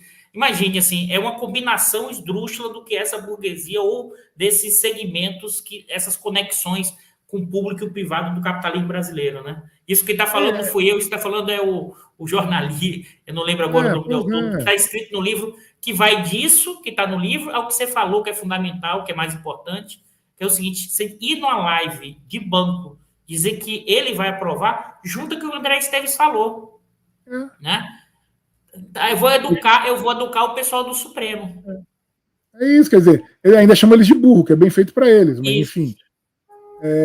Mas são mesmo, porque é só ver os votos que eles proferiram, por exemplo, nas questões da reforma trabalhista. O grande argumento deles qual era? A Constituição é de antes do Muro de Berlim. A Constituição, então, é socialista, como se a Constituição de 88 fosse socialista, né? A Constituição é socialista, ela é pré-histórica, ela é atrasada. O mundo mudou. O trabalho mudou, então agora o trabalho é o aplicativo. Não, o trabalho é o trabalho. O trabalho produtivo é um dos tipos novos de trabalho, mas não mudou o trabalho. Você não destrói a legislação geral do trabalho porque surgiu um tipo novo. Você adapta esse tipo novo à legislação geral ou faz uma lei específica para regulamentá-lo. Não, aqui no Brasil, com a desculpa do aplicativo, enfim, desse modelo da uberização, você destruiu tudo. Né? Você destruiu totalmente a regulamentação do trabalho. E que está ligado a todo esse processo de desmonte do Estado, de privatização, de destruição, na verdade, das bases, né, estruturantes da sociedade nacional. É isso que aconteceu a partir dos anos 90 e que de maneira se acelerou, né, depois do golpe de 2016. Aí eu queria te ouvir, Gilberto, para a gente pensar aí, você fez esse cenário bem importante, toda essa discussão. E observe o seguinte, pessoal, deixa eu fazer aqui primeiro. Quem está gostando, dê o like, compartilhem. Eu estou gostando muito, avancem nisso, tá? O Bicalho aqui já colocou, o livro Os 11, do Felipe Recondo e do Luiz Weber, tá? Compartilhem. Isso que a gente está discutindo aqui é só uma pequena parte do que está no livro. Então, comprem um livro. O Gilberto vai fazer propaganda, mas eu faço, porque eu já li o livro, vale muito a pena. Eu queria te ouvir, Gilberto, para a gente ir caminhando já para o final, mas acho que é um ponto importante, que é fundamental. Quais seriam os instrumentos disponíveis, depois de tudo que a gente falou, para pensar, que é o fechamento do seu livro, a discussão sobre a retomada do desenvolvimentismo e a questão da nacionalização. E já adiantando que esse é um ponto fundamental, porque se não tem burguesia nacional, se tem um avanço do capital comercial, se tem um avanço da financiarização, como. E acho que alguém até perguntou aqui, tá, Gilberto? Perguntou assim: por que o setor agropecuário é contra a indústria? Por quê? Aí acho que é importante reforçar isso, tem a ver que acho que o Gilberto vai falar. Porque o que acontece? Para a indústria se desenvolver inicialmente, ela precisa de subsídios, ela tem que ser protegida. Então tem que jogar recurso aí dentro. E parte desse recurso vem do setor agrícola. Isso aconteceu nos países capitalistas centrais. As revoluções burguesas são isso, pessoal. As revoluções burguesas você apropria de parte do excedente gerado do lado agrícola em questão da terra e você transfere temporariamente para a questão industrial até que ela se desenvolva. Só que a transferência é grande. E quem tem não quer perder isso. Então, as revoluções burguesas, na verdade, são fruto desse processo. Né? Agora, aí voltando, que acho que é a questão importante, Gilberto, uma burguesia que não existe. Capital comercial que ganha muito dinheiro com a estrutura atual. capital financeiro, e não só o capital financeiro bancário, mas as camadas sociais médias, né, que eu estou chamando aqui os profissionais liberais, uma parte da chamada classe média tradicional, com suas aplicações financeiras em suas aplicações e seus ativos em aplicações financeiras, ou seja, ganhando também com essa história. Uma parte dessa gerência média, inclusive, e a grande gerência, ganha um bônus enorme com esses lucros da Petrobras. Mas não só, parte da gerência, inclusive parte, aí eu tiro no pé, né? A parte da burocracia estatal também com essa visão liberal difusa, é tão doido, né? Pró-mercado, como se ele tivesse onde ele está, mas é porque ele está pensando em ir para o mercado dar o salto. Eu queria te ouvir como é possível, ou tem alguma saída, e quais são as estratégias e o papel da nacionalização como essa alternativa. Eu queria te ouvir sobre isso, falando dos mecanismos, instrumentos e também reforçando a questão das disputas, porque isso não é simples, não é trivial, é possível, né? Mas também mostrando as tensões que isso vai gerar, porque eu estou me perguntando muito sobre isso, sabe, Gilberto? Porque assim, acho que talvez seja o momento exatamente das tensões necessárias para a gente conseguir redirecionar um novo rumo, porque a gente está complicado. Mas vamos lá. É o seguinte, acho assim, a gente tem que ficar claro uma coisa: o nosso sistema agrário ele é colonial. É a mesma lógica da exploração colonial, está voltado para o mercado externo, não quer nem saber o que acontece aqui dentro, tanto que não produz alimento. Quem produz alimento é a agricultura familiar. O setor agrário exportador não está nem aí, está preocupado em ganhar seus recursos lá fora. E tinha uma disputa com o setor industrial, justamente com essa disputa de subsídio, de recursos, de investimentos e de proteção também, né? Porque, obviamente, o setor agrário quer menos proteção, porque ele depende mais do comércio internacional, e o setor industrial precisava de mais proteção. O que vai acontecer é que também o setor industrial, conforme vai se desestruturando o setor industrial no Brasil, assim, boa parte dessas indústrias vão se financiarizar, né? E hoje elas vivem, na verdade, elas são verdadeiros bancos, né? Elas, na verdade, vivem dos investimentos financeiros delas.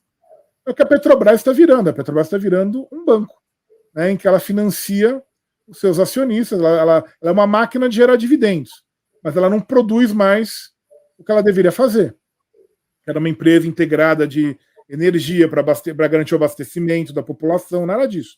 Ela simplesmente vira uma máquina de gerar dividendos. Esse modelo financiarizado de gestão da empresa. Né? E se apropriando da renda do petróleo, que o pré-sal vai gerar ainda por muito tempo e uma grande renda. Acho que esse é o ponto, é esse, pessoal. Vai gerar, assim, que, de novo, uma lógica colonial. Eles estão mandando o petróleo cru para fora. E é isso. Por isso estão abrindo mão das refinarias. Né? Porque você não vai ter mais todo o processo de industrialização do petróleo. Você precisa mandar para fora e vai importar o produto mais elaborado. É a lógica colonial. Esse processo todo, né, ele obviamente ele se tornou hoje, essa parcela se tornou hegemônica. Agora não quer dizer que não possa ser isso não possa ser modificado. Pelo contrário, a gente tem uma vantagem aí, vamos dizer, em termos jurídicos, né, porque que é algo que a gente não precisa fazer, que a Constituição, de certa maneira, já garante, enquanto ela durar, né, enfim, que é o petróleo, os recursos minerais, a água, a energia, são constitucionalmente todos bens públicos. Então, na verdade, vamos dizer assim, vamos restatizar o setor de petróleo, né, recriar o monopólio integral da Petrobras, não vai ser tecnicamente uma nacionalização. Porque ele já é da nação. As empresas privadas são concessionárias. Né? Elas agem, em tese, em nome da União. Elas exploram, em tese, em nome da União. Então você tem aí uma vantagem, vamos dizer assim, em termos jurídicos. Na verdade, você está retomando o que já é seu. Você está assumindo o controle da prestação direta daquilo que já é seu. Isso é uma vantagem que nem todos os países têm. Pode ter uma disputa jurídica aí de ter que nacionalizar efetivamente aqueles bens. Pois bem, dito isso, a gente tem várias formas de refazer isso. Retomar a concessão, fechar o capital da sociedade de economia mista. Sociedade de economia mista, ela tem uma lógica, por que ela foi criada, a Petrobras, a Eletrobras, Banco do Brasil, como sociedade de economia mista, que fazia sentido na época que elas foram criadas, mas hoje não fazem mais sentido. A época que essas empresas foram criadas, nos anos 50, 40, 50, ela era a sociedade de economia mista pro forma. O que é essa economia mista? Tem capital público predominante e tem sócios privados. Né? Mas elas eram sociedade de economia mista pro forma. Por quê? Primeiro que o Estado tinha 80%, 90% do capital. Segundo, o restante do capital, quem que eram os sócios privados, entre aspas, na imensa maioria? Outras estatais. Como a estatal tem uma natureza jurídica de direito privado, que é uma empresa, então ela é um sócio privado, entre aspas. Então quem que era sócio da Petrobras? O BNDES, a CSN, a Vale, Banco do Brasil e assim por diante. Quem que é sócio do Banco do Brasil? A Petrobras, o BNDES, a Vale e assim vai. Né? Então você não tinha esse problema dessa esquizofrenia entre o interesse público e o interesse privado na gestão dessas empresas. Isso começa a mudar no final da ditadura. No governo Geisel, os militares criam o mercado de capitais no Brasil e obrigam a sociedade de economia mista a abrir capital em bolsa. Para quê? Para criar a bolsa. Porque, como todo mundo sabe, né, empresário brasileiro não gosta de sócio. Quer dinheiro, mas não quer ter sócio. O exemplo, a gloriosa Rede Globo, né, que tanto defende as virtudes do livre mercado. Não quer ter sócio, não quer pagar imposto, né? Não quer pagar direito trabalhista. E não quer ter risco. Não quer ter risco. É o melhor capitalismo do mundo. E a gloriosa Rede Globo, por exemplo, que tanto defende as virtudes do livre mercado, né, que faz todo o terrorismo, a bolsa vai cair, né, o mundo vai acabar, ela não tem ações em bolsa. Ela é uma empresa de capital fechado. Por que ela não tem ações em bolsa? Esse mercado é tão bom, por que eles não têm, não abrem o seu capital e repartem, né, o seu capital com os agentes do mercado, né? Porque aí vai ter que ter mais controle, mais transparência, tem uma série de regras aí do mercado que eles não querem seguir, a chamada governança corporativa, que também é exagerado, mas que é um dos motivos. Então, o que vai acontecer? As empresas estatais vão ter que abrir esse capital. Até aí, não tinha acontecido nada de muito relevante. Isso vai mudar no Fernando Henrique. Por quê? Porque o Fernando Henrique, o que ele vai fazer? Ele vai vender participações estatais, além das privatizações, como da Vale, né, da Telebrás. No caso da Petrobras, a União tinha 82% do capital quando o Fernando Henrique assumiu. Ele vai vender a parte desse capital até chegar nos 50%, para ter o controle ainda, né? E vai vender esse capital, pior do que vender no Brasil, vai vender em Nova York. Né? Vai essas famosas ADRs, né? Que são as ações da Petrobras negociadas na Bolsa de Nova York. Que significam o quê? Primeiro que não tinha motivo algum para fazer isso. Porque a Petrobras não se financia pelo mercado financeiro. Ela não se financia pelo mercado de capitais. Segundo, ao fazer isso, ele fez para dizer que a Petrobras era uma empresa internacionalizada, mas não foi só isso. Ele submeteu a Petrobras às regras do mercado de capitais dos Estados Unidos, a fiscalização e as regras do mercado dos Estados Unidos. Isso nós só vamos perceber o resultado com a Lava Jato. Porque aí vai acontecer que vai dar toda aquela confusão e os Estados Unidos, os americanos vão processar a Petrobras. A Petrobras vai ter que pagar bilhões em indenização lá nos Estados Unidos. E até hoje ela está submetida à fiscalização direta dos órgãos de mercado americanos. Só lembrando, hein, Gilberto? Só lembrando que a Petrobras nem esperou a decisão e resolveu entregar o valor quase todo que foi feito sem uma negociação e nem brigou com essa força toda para outros Não, e tinha processos. até desculpa, tinha inclusive motivo, tinha até argumentos jurídicos, a Petrobras é uma estatal, tinha uma série de argumentos ali para defender a Petrobras.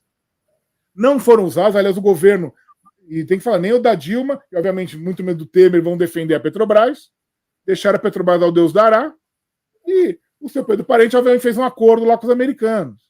E aí pagou antes as multas lá, tudo ali que eles achavam que a Petrobras devia, por ser vítima de corrupção.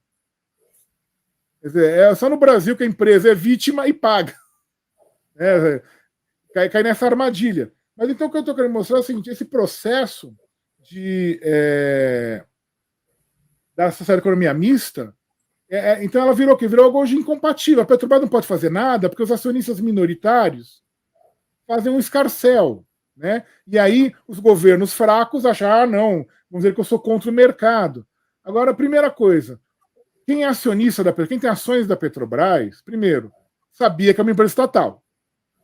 Se o sujeito comprou ação da Petrobras não sabe que ela é uma estatal, ele tem que ser internado no hospício. Vive fora da realidade. Todo mundo sabe. Então, todo mundo que compra uma ação da Petrobras sabe que é uma empresa estatal. Por que se compra a ação da Petrobras? Porque é um investimento seguro. É uma espécie de título da dívida pública, porque a Petrobras não vai quebrar, porque justamente ela é uma estatal. Você tem mais segurança, mais estabilidade. Mesmo quando cai o preço, depois ele volta. Você não tem, a empresa não vai para o buraco. Não tem como ela quebrar. E mais do que isso, quem compra a ação da Petrobras não é investidor. Ninguém botou dinheiro no capital da Petrobras. Você comprou no mercado secundário. É um especulador. É um investimento como outro qualquer. Nada, não tem nenhum investidor ali. Nada é meramente alguém que quis ter uma maior rentabilidade com aquelas ações. E fica com essa onda toda querendo destruir a empresa por dentro para obter o máximo de rendimento possível. Ou seja, empresa estatal não é para fazer isso.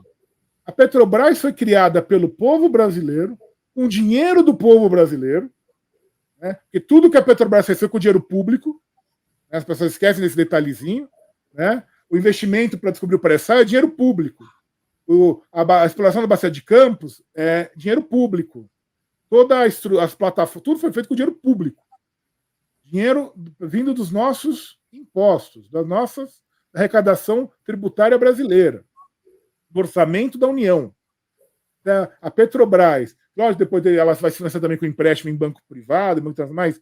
O grosso do investimento sempre foi dinheiro público. Esse dinheiro, a Petrobras então tem que atender a finalidade pública, que é garantir o abastecimento de combustíveis do Brasil, que é garantir o fornecimento de petróleo e derivados, que é ser uma empresa energética integrada no país inteiro para garantir a soberania energética do país. Ela não existe para dar dividendo para acionista. Não faz hoje nenhum sentido a Petrobras ser uma sociedade de economia mista. Ela tem que ter capital integralmente público. O que um governo nacionalista que quer retomar a soberania do país tem que fazer é fechar o capital da Petrobras. Primeiro, recomprar as ações lá em Nova York, tirar a Petrobras das garras do sistema norte-americano. E depois fechar o capital. É uma das estratégias. Você pode também desapropriar as ações, enfim.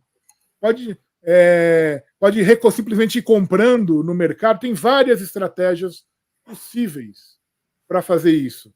Mas você tem que reassumir o controle da Petrobras, da Eletrobras, do Banco do Brasil e reestatizar a Vale do Rio Doce, que depois das tragédias lá de Mariana e Brumadinho não tem sentido algum que ela continue sendo uma empresa privada que fica simplesmente extraindo o excedente da exploração, criando buracos, explorando ferro, mandando ferro cru para a China, antes era para o Japão, agora é para a China, né, ferro em pelota lá que eles fazem, e sem nenhuma contribuição para o desenvolvimento nacional. A contribuição da Vale hoje para o desenvolvimento nacional é tragédia ambiental e buraco.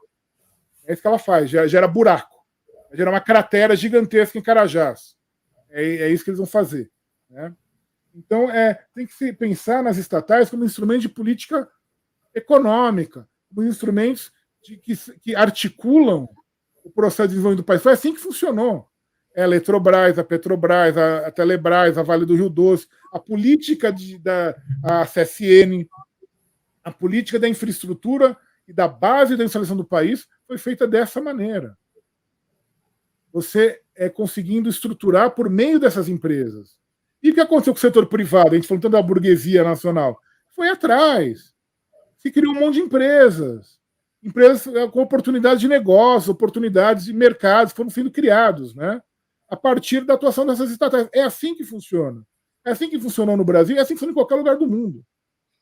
E se você pensar, né, Gilberto, hoje, o modelo asiático, olhando especificamente a China e também outras empresas, o papel central das empresas estatais ainda hoje para a questão, por exemplo, do desenvolvimento chinês, as empresas estatais são eixo central da trajetória tanto da China atual, mas já foi, no caso coreano, da forma de atuação.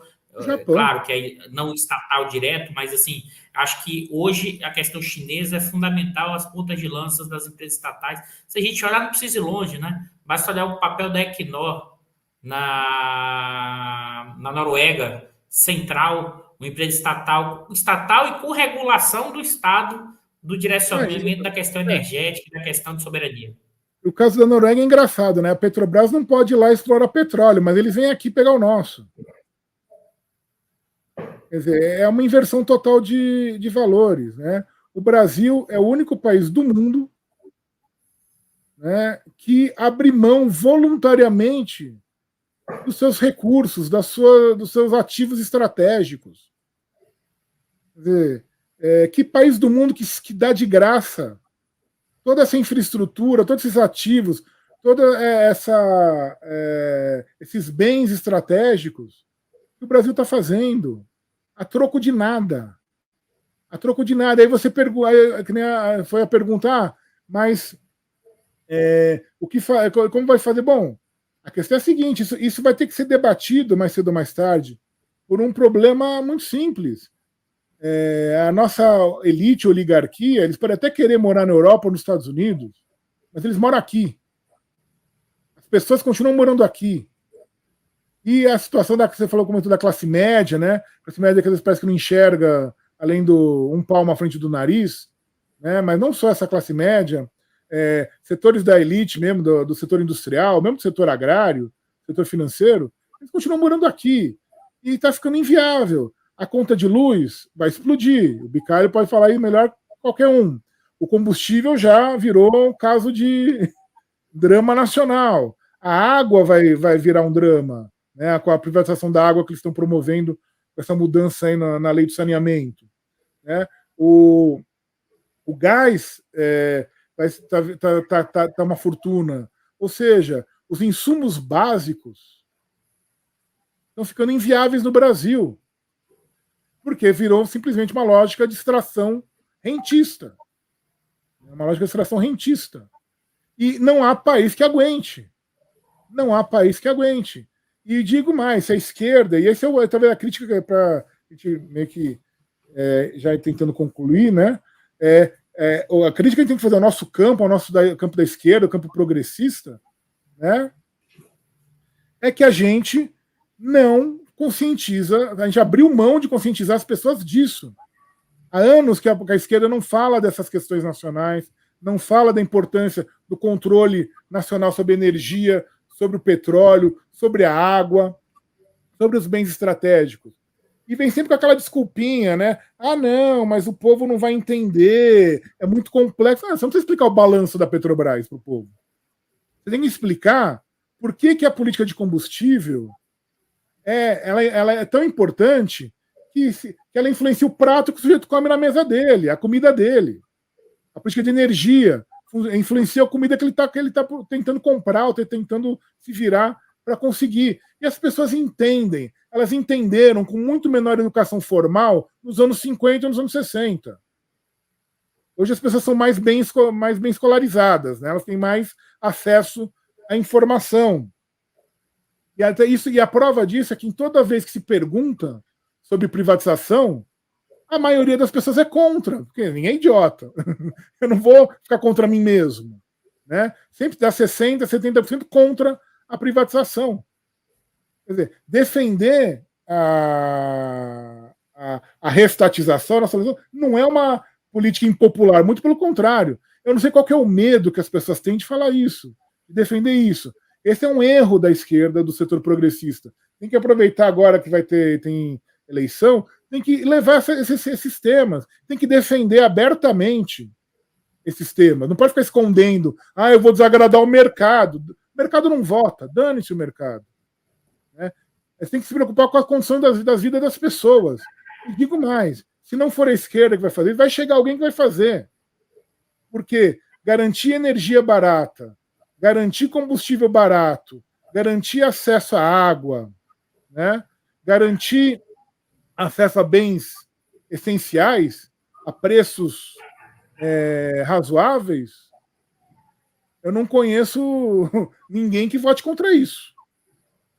Ninguém que seja contra isso no frigir dos ovos. Né? São assuntos diretamente ligados ao bem-estar das pessoas. E a gente tem que mostrar isso. Essa é a nossa tarefa. E, infelizmente, não tem sido isso que tem acontecido nos últimos tempos. Né? Nós aqui estamos falando quase como se fosse uma seita maluca fora da realidade, quando na verdade são temas essenciais para qualquer vida, para qualquer estruturação da vida digna, razoavelmente digna, em qualquer país. Mas é isso, Gilberto, fundamental essa discussão, fundamental, porque sem essa discussão a gente não consegue sair do lugar. Acho que, novamente, eu vou dizer, leia o livro do Gilberto e do José Augusto da Costa, Fontoura Costa. Tem muito mais aqui, e acho que essa discussão é a discussão que vai além de 22. Essa discussão de que trajetória será possível de reconfiguração. Como a gente já conversou aqui bastante sobre isso diário também com o Gilberto. A eleição é apenas um pequeno movimento dentro do processo que está por vir, pelo menos na minha visão.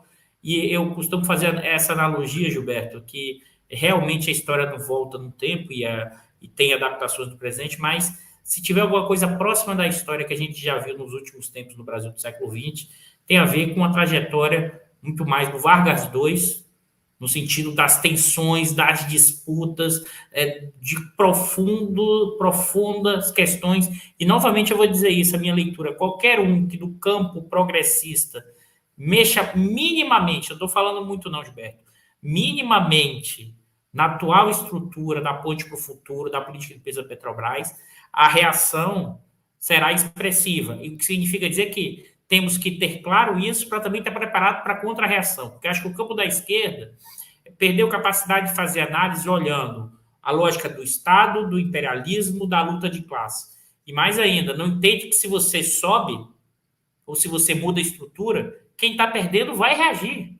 Não tem... Porque tem uma questão que as pessoas ficam levando para o bem comum, interesse particular versus interesse coletivo, como se as pessoas fossem... Todo mundo está no bem comum. Não. São os interesses econômicos, estrito senso, políticos, ideológicos. Se tem alguém que está perdendo na história, alguém vai reagir. E essa burguesia reage. E ela reagiu como reagiu a partir de 13, 14, 15.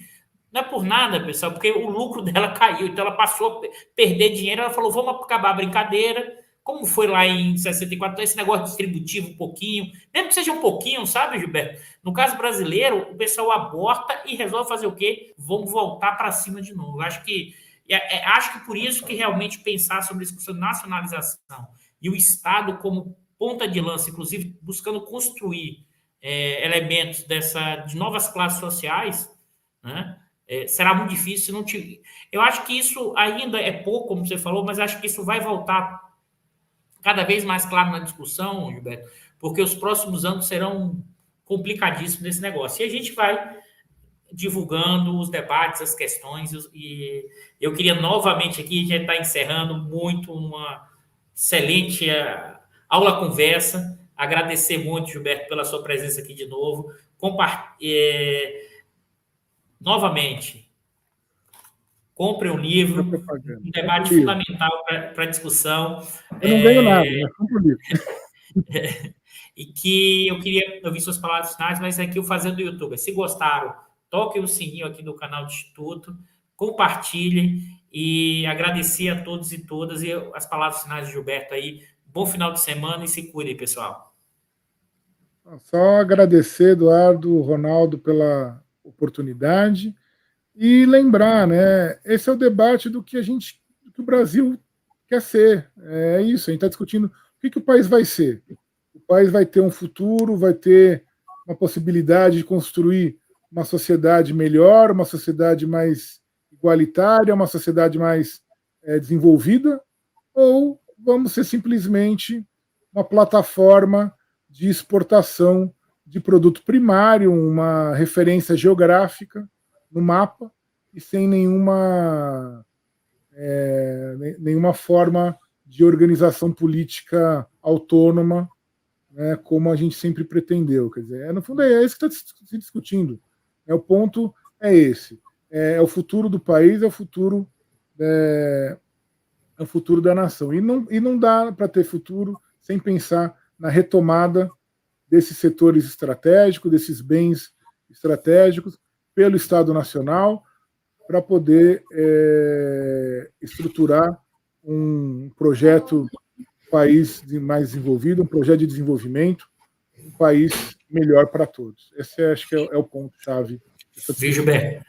Eu não sei se o pessoal viu, porque tem gente que escuta no podcast, porque eu estou só mostrando aqui, mas o livro do Gilberto é Nacionalização, Necessidades e Possibilidades. Porque tem o pessoal do podcast, Gilberto, que não está nos vendo. É bom lembrar o nome do livro. Do livrinho vermelho, mas eles não veem que é vermelho. E a editora Contra Frente, pessoal. Agradeço muito e espero poder voltar outras oportunidades para a gente continuar conversando. Obrigado, Gilberto. Abração a todos. Bom final de semana, pessoal. Tchau, tchau. Obrigado.